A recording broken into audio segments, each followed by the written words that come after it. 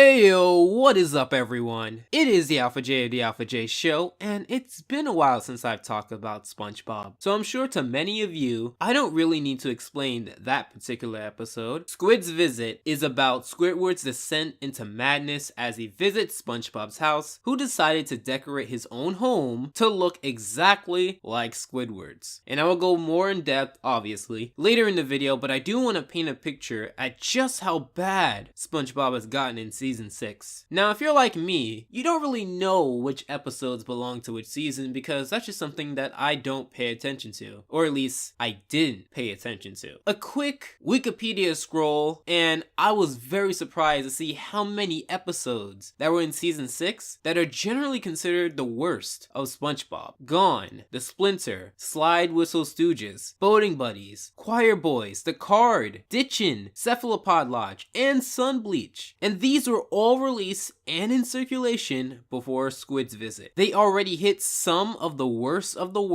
all in one season. So they decide to continue on this train wreck by giving us Squid's visit. But I'm gonna play devil's advocate. Some people do praise Season 6, calling some of the episodes I dislike truly some of the best offerings, while others like me think that Season 6 is where the series hit its low. And mind you, this was nearly a decade ago, and some people still have very negative reactions towards these episodes and the series overall. They represent some of the worst SpongeBob episodes to me, and while I dislike separating pre and post because some people automatically think post always wins when it comes to the worst, I do want to highlight that not only did they do this before and do it better, but that they didn't even have the respect of pre-movie SpongeBob to at least understand why this would never work in a SpongeBob atmosphere. Why? Well, let's find out. In Can You Spare a Dime, the episode starts out with the French narrator, and I realized how much I took this character for granted because his absence is so noticeable. SpongeBob is seen working hard, classic SpongeBob. We also see Squidward doing as little work as possible and demanding to go home early, classic Squidward. We also see Mr. Krabs using SpongeBob, his best and most passionate employee, as a weapon to silence Squidward's request. In post-movie SpongeBob, Mr. Krabs would come up with a reason by using the fact that he's cheap, but not here. He's morally ambiguous, and this was a creative way to bypass the eventual Flanderization.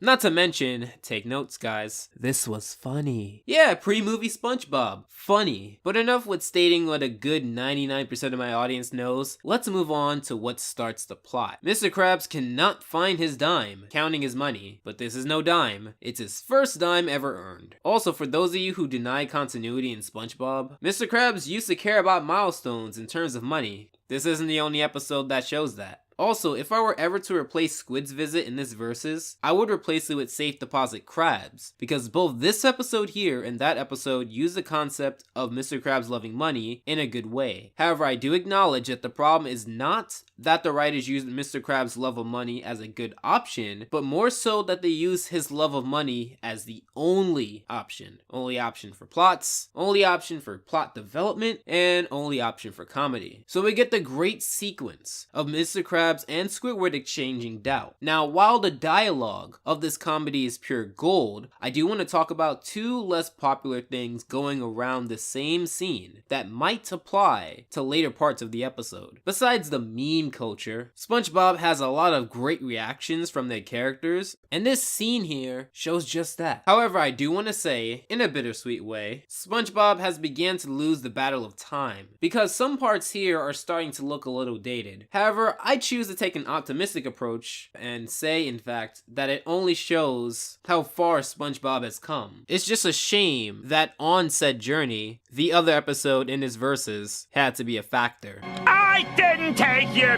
precious dime! Show me your tentacles! What? I want to see empty suction cups! Here, see 'em!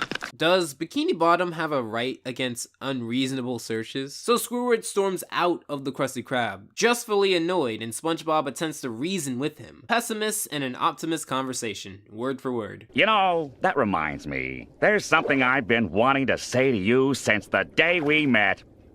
Goodbye. Truer words have never been said. This quote has a larger meaning, given that good neighbors, a breath of fresh Squidward, and many, many, many others were to come later. So let's switch over to Squid's visit to see how they open their episode. In Squid's visit, Squidward is minding his own business before SpongeBob creepily stalks him, and Mr. Krabs wants his attention as well. Compare this to how in the other episode, Squidward approached Mr. Krabs first to start the story. One is completely rational, and this is creepily irrational. Also, great subtle development there, having Squidward read art magazines. It's not like he always does something art related. Got any big plans for after work? Nope.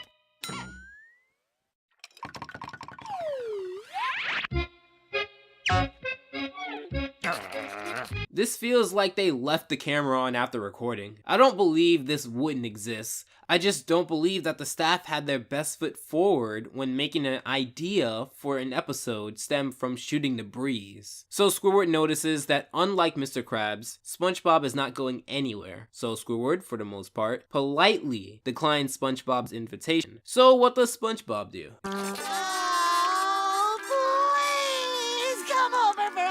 Squidward, it's been so long. I can't even remember your last visit. That's probably because I've never visited you. But let me explain at length why this doesn't work from any perspective. Although I can write this off by saying that this is creepy and everyone would understand, there's another element to this that possibly, psychologically, is preventing me from enjoying this episode. When Squidward is being nice, SpongeBob, thank you so much for that lovely invitation. But I must respectfully tell you, I will never visit you. Ever!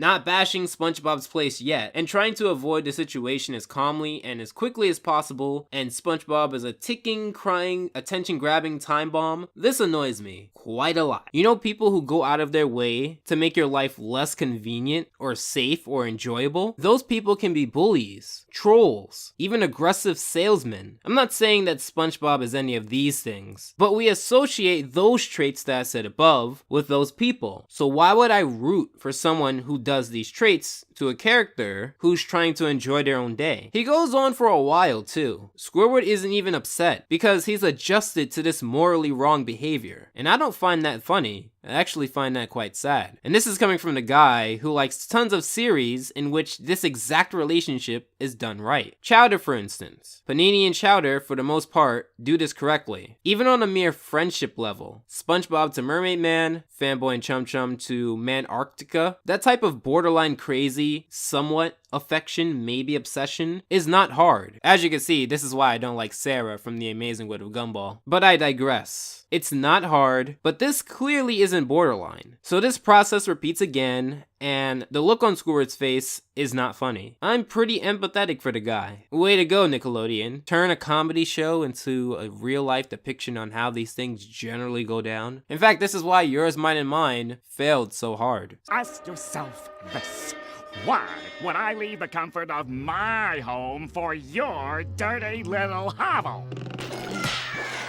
So, moral gods, take this solitary moment and use it to justify the rest of the episode. So Patrick says that he borrowed something from Squidward, and that got him to stay over, so SpongeBob should do the same. Now, it took me a while, because Patrick said this line so casually. But yeah, Squidward was forced to go to Patrick's home because he stole something from him. I can see a possibility of this not being the case, but as we learned from Little Yellow Book, aka the I had a brother once joke, SpongeBob isn't entirely against this type of humor. Now, why have you stolen my vacuum cleaner? I didn't steal it, silly. I borrowed it.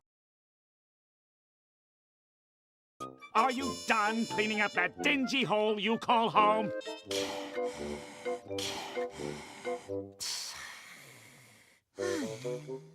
Oh yeah, that's totally funny. Kids love breathing. It's up there with paint drying, staring contests, and whatever this character design is. What has happened to this series at this point? So Squidward plans to come over to SpongeBob's place, and this is where I will end this first part. Let's go back over to Can You Spare a Dime? As we return, Squidward tells SpongeBob that he doesn't need help, and that he'll be fine away from the Krusty Krab. Now, what I appreciate is that the episodes about character going without whatever, the episode usually starts and ends with the characters slowly needing whatever they need more and more. In fact, SpongeBob has plenty of good and bad episodes like this. Anywhere from when SpongeBob had to stop laughing, to when SpongeBob had to stop crying, to the Splinter. In most of these episodes, the episode spends a good chunk showing why this character cannot live correctly with whatever they are avoiding. Here they jump straight into the middle, not showing Squidward's lack of a paycheck or anything else that would lead to this particular scene. To some, this is good because it may cut out unnecessary parts, and can be funny because it's so abrupt. And to others, this is bad because it may cut out necessary connections and you could have missed out on good comedy due to its abrupt switch. Me, well, I think it worked, but if they went the other direction, I'm confident back then that it would have worked as well. And that is what's so beautiful and intelligent about the creative direction and writing of early SpongeBob, respectfully. So Squidward breaks down because he has lost his home, his respect, his dignity, what little he had of the last two. I do like how they circumvent the let's mock Squidward's lack of painting appeal by using a classic joke of Squidward opting to eat his paintings because they had no use. Also, side note, do you think they used this giant ugly wall as a way to avoid doing extra work? But back to the plot. SpongeBob offers his help to a now down Squidward. Hey, Little Yellow Book, this is how you do that right. So they switch over to Squidward in the beginning, saying that he only needs a few days and he'll be back on his feet. SpongeBob also is in the beginning telling Squidward that he can stay as long as he needs to. I need you to remember this. You'll see that one thing SpongeBob says that he probably shouldn't have was to let Squidward get too comfortable with SpongeBob's support. Had he pressed Squidward to get on his feet as well, the latter wouldn't have happened, and that is a good reason why this works. He's serving him breakfast, massaging him, feeding him grapes, acupuncture, and shining his head. But the most symbolic out of all of those is Squidward being fed a bottle, like a baby, because that is exactly what this relationship will turn out to be. However, some of the aesthetics of SpongeBob here are missing in later SpongeBob episodes. The floral background and the classic Hawaiian-like music is a small but integral part to the aesthetic in early SpongeBob. Sure, many older episodes and older cartoons generally do the whole montage in front of a background skit, and while I criticize this in Teen Titans Go, there's a few reasons why. Because in Teen Titans Go, particularly in my Power Moves review, in my books review, and in the bigger verses, and in the 50th special, the first part, Love Monsters, the animators use flat backgrounds or solid color backgrounds. Now you may ask, why isn't it okay there, but okay here? Well, for one, this came out around the time Flash wasn't something that was commonplace, popular, and abused. But also because the montages here mean something. They emphasize the progression of SpongeBob's babying of Squidward, and in the examples above, Teen Titans Go more or less uses it as a reason to not animate so much, or to show bright flashing colors in order to pad out the time. So let's go back over to Squid's visit. Why do you have my vacuum cleaner? Squidward! It's been quite a while since I last got a call from my favorite next-door neighbor. Just give me my vacuum. Would you care for a cool and refreshing iced tea? No. Hot hors d'oeuvres? No. Nachos? No. Blamon?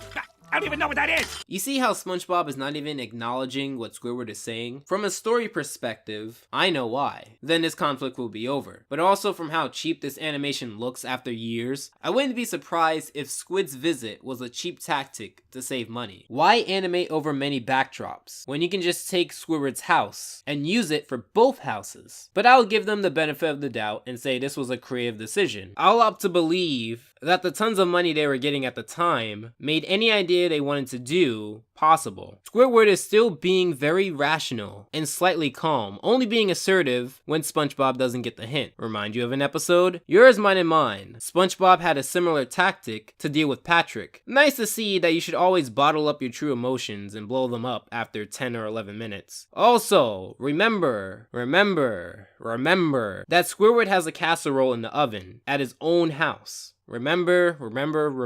How did he do it? He got my coffee table, my vase, snack bowl, coasters, and my Art of the Clarinet coffee table book. Yeah, that animator copied all of those assets. Spooky. I'm sure some of my audience finds this funny, and guess what? That's okay. But someone's misery that wasn't justified isn't gonna be funny for a lot of people, including me. They aren't even being shocking for the sake of shock value. This is Family Guy levels of throwing stuff at the wall and seeing what sticks. Go Gumball does shock humor so much better. We then get an awful sequence of hurting the guy who just wanted his vacuum cleaner, and this knocks him out cold. Oh, what a horrible nightmare.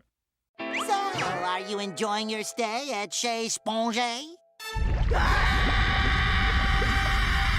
I will admit that the dream part wasn't bad, but one good gag out of tons just plain doesn't work, and doesn't make this decent in any way. I do also want to say that the music adds to the creepiness, which is good if this was a horror show, but it's a comedy, so it's not exactly the best thing here. In fact, the way Squidward has to fake a smile and pretend everything's okay when it's clearly not, just gives off very off-putting vibes, which would work in a horror show. It's the same problem that I have in Yours, Mine, and Mine. This is just way too realistic for me to suspend my disbelief. I'm not saying that this actually happened and someone recorded a talking sponge in Squid, but I am saying that I can draw parallels to this happening in real life, and that makes me very uncomfortable. Even if the idea of a sponge kidnapping an octopus underwater isn't going to happen, we as humans can give human characteristics to animation. It's the same reason why tons of people watch animation. It's realistic to a degree, and that just makes it not enjoyable to watch for me. However, let's go back over to Can You Spare a Dime? As we come back over, we get a few still images for the most part, but a comedic sequence going on via audio. I still remember this scene to this day. Squidward wants a glass of water, and SpongeBob's okay. Squidward wants more blankets, and SpongeBob's okay. SpongeBob is informed by Squidward that he forgets to turn off the lights, and SpongeBob is not fine at all. Rule of threes, one of the cornerstones of comedy. Also, if there's anything about the early SpongeBob aesthetic that I really miss, is the overlay of water. The latter episodes seem to forget that they're underwater.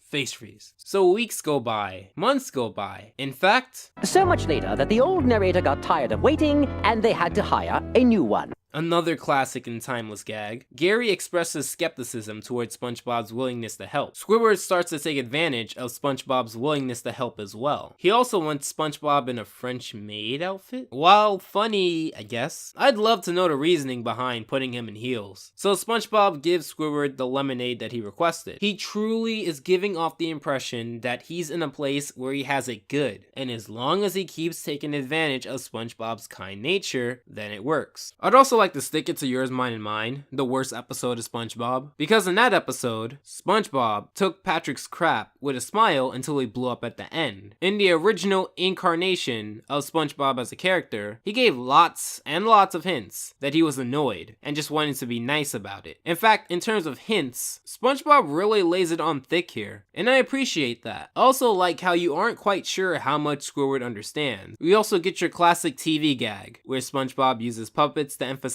that Squidward needs to get a job, to stop mooching off his friend, so they can get back to their lives. SpongeBob, the remote control's broken. Get over here and fix it.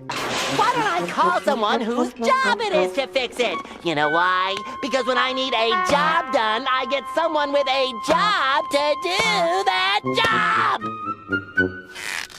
What are you saying? Pushing Squidward back to work and demanding Mr. Krabs give him his job back. SpongeBob the character would rather help Squidward still while he's mad at him, instead of flat out kicking Squidward out. Now, if both scenarios work, SpongeBob doesn't have to worry about Squidward, but SpongeBob the character still wants to help Squidward out. That is why this episode works, and that is part of the reason why it's still remembered today. And I can't forgive that thieving bilge rat Squidward for stealing it. Listen, you crustaceous cheapskates! Squidward's been living at my house driving me crazy, and you're not gonna hire him back all because of a stupid dime! SpongeBob isn't always nice. Back in the day, he didn't always have to have a smile on his face. He doesn't have to have a smile when he's doing something evil either. I think the writers either forgot, or the new writers never picked up on this. So Mr. Krabs had the dime the entire time. Some may point out how come Mr. Krabs didn't feel it. Well, first, rule of comedy. But in a logical sense, there isn't a reason. But you shouldn't worry about it, because this episode didn't focus on Mr. Krabs missing the dime, but Squidward leeching off of SpongeBob. Had they focused on Mr. Krabs missing money, this episode probably would have been worse. Also, they would be copying another episode. So the episode ends full circle with the same gag they used in the beginning, not only having Mr. Krabs and Squidward fight over a misunderstanding again, but the exact format, and that is Can You Spare a Dime? So let's finish up Squid's visit. So as we return to Squid's visit, we get this.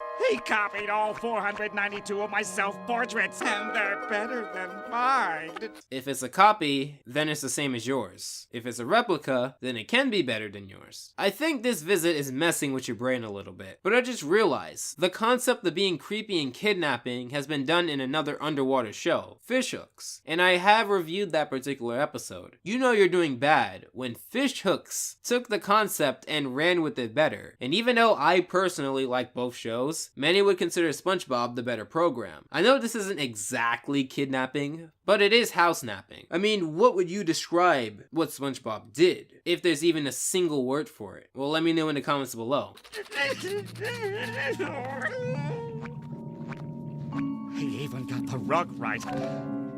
Get a hold of yourself, Squiddy old bean. This doesn't mean anything. This isn't the big breakdown. Oh, we'll get to that. But this is a breakdown that does go highly unnoticed in many reviews that I've seen. They even had to break out some new or uncommon music just to set the mood, because SpongeBob doesn't do this. Now yes, you should always experiment and test outside your boundaries and offer something fresh, but I'm never gonna put a lit firecracker into my cereal just to do something new. I know that wouldn't work, just like how I know this execution wouldn't have worked. SpongeBob as a character did nothing right to make me want to laugh at his antics. So Squidward finds his vacuum cleaner, and let's just get it over with. More torture, more creepy aspects, and more self-awareness on how this is more creepy than funny. But the cherry on top, the fact that as soon as Squidward leaves SpongeBob's house, and they cut to the big fire, as soon as that happens, because Squidward had a casserole in the oven, remember? As soon as they cut back, the vacuum cleaner is gone. Good job, everyone. Great job. Awesome job. The thing that we were supposed to care about for the past 10 minutes is simply gone, erased, trashed, terminated, taking a visit to the old recycle bin before being permanently deleted. Why do we even have plots? Why not just have SpongeBob mess around with Squid for 11 minutes until you want the episode to end? Oh yeah, that was that sinking feeling. Didn't that get nominated for an Emmy? Seriously, what has happened to this series? Don't worry, Squidward. You're more than welcome to stay at my house until you get your house fixed.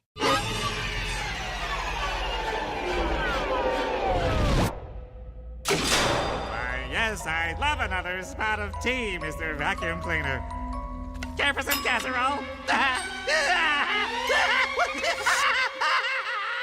In my Ed, Edd n Eddy review, I explained that the staff had to have watched horror movies, because in the beginning, when the Eds were hiding in Eddie's brother's room, it had a lot of conventions. It works there because the characters are being scared, and that's a good thing. They did something wrong and they are now hiding from the consequences. Here, the writers also have seen some horror films, because there's a lot of conventions here as well. It doesn't work because Squidward being creeped out is a bad thing, and he represents how the audience feels towards this entire situation, creeped out. He didn't deserve the consequences, and it did not pay off.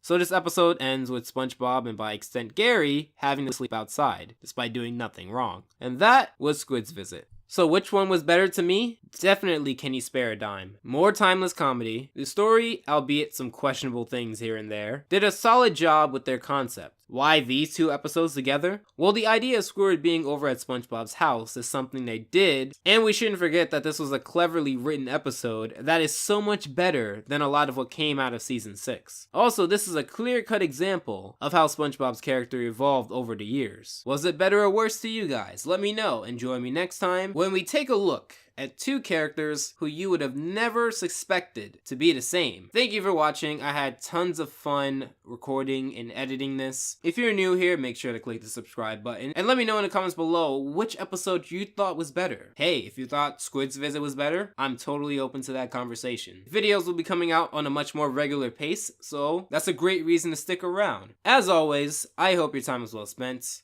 and Alpha out.